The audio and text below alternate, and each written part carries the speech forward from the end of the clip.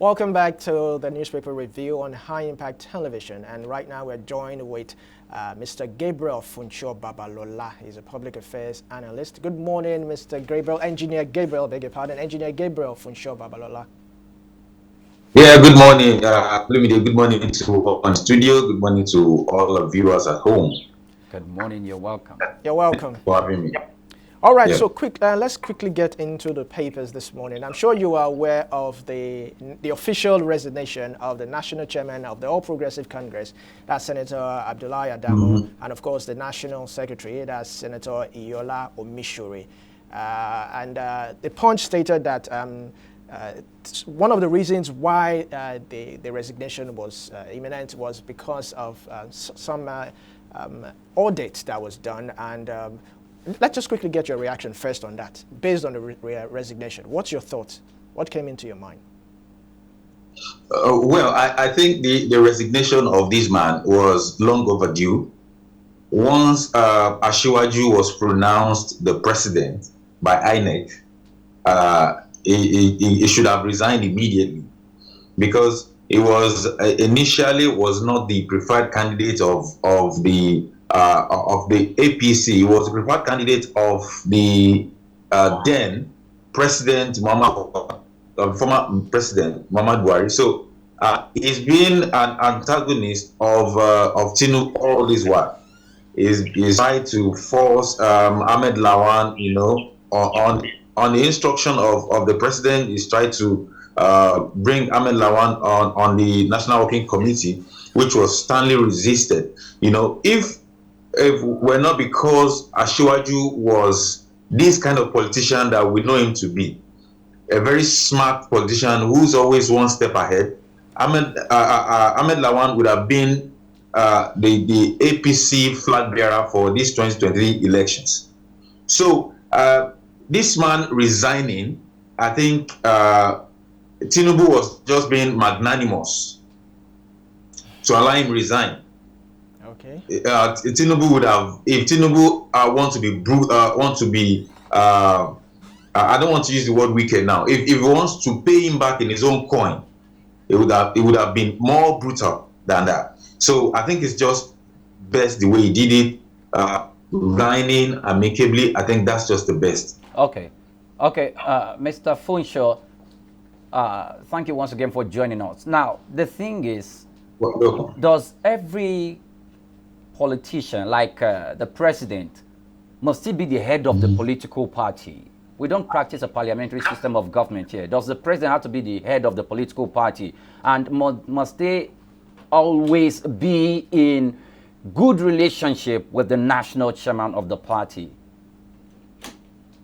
Yeah, that's actually where we have found ourselves. You see, the president is not supposed to be the head of the political party. But just as we all know that what we have in Nigeria is not political party systems. We do not have political parties in Nigeria. What we have in Nigeria is let's say political platforms where people can come in and contest for an election. You don't care what their ideologies are. You don't care what the systems are. You don't care what they believe in. You don't care what their plans and visions are. What you want is that you want your interest, which is that you want that position. And once you want the position, you want a platform. And the Constitution does not allow you to be an independent candidate. You have to be dependent on a certain political platform. So you have to be the flag bearer of a certain platform. So you begin to look for a platform where you can be their flag bearer. So if you go to APC and APC does not take you as a preferred candidate, what do? You can run to PDP. If PDP does not take you, you can run to Labour Party. If Labour Party does not take you, you can run to NNPP and forth. So all these are platforms. So if you have political parties, and if you're a member of PDP, and PDP does not take you as a flag bearer, what do? You go back again, you go and queue, because that is a political party that subscribe, or you subscribe to their school of thought, to their belief system. So what we have in Nigeria is not, we don't have political parties in Nigeria, and that's why the head of government is the head of the political party.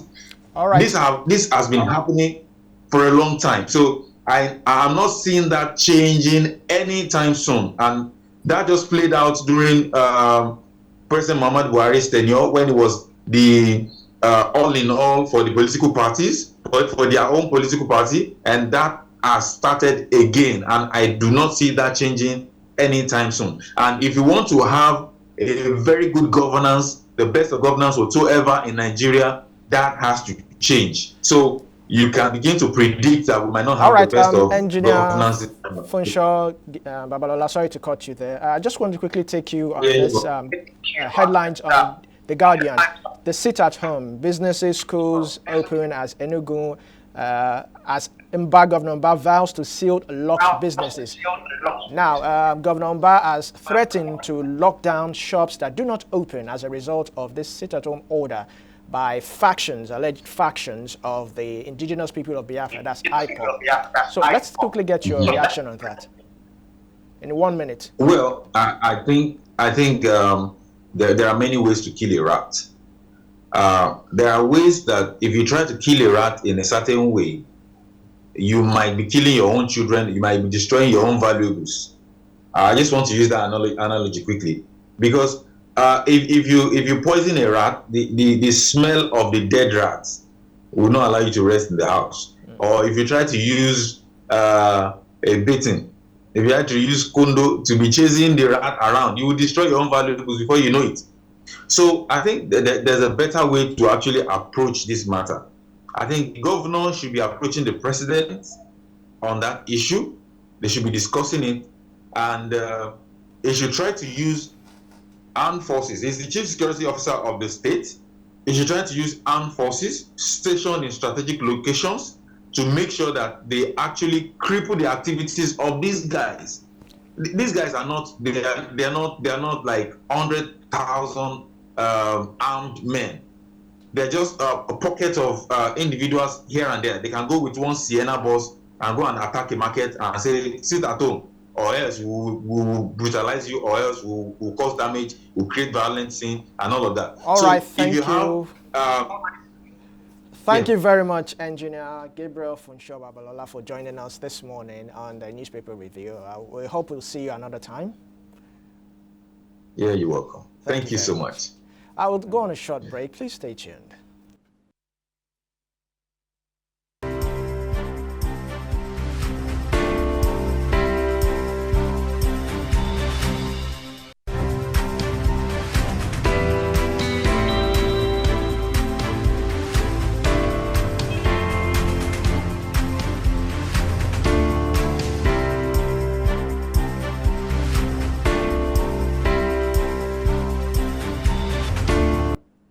Welcome back, and many thanks for joining us on the newspaper review.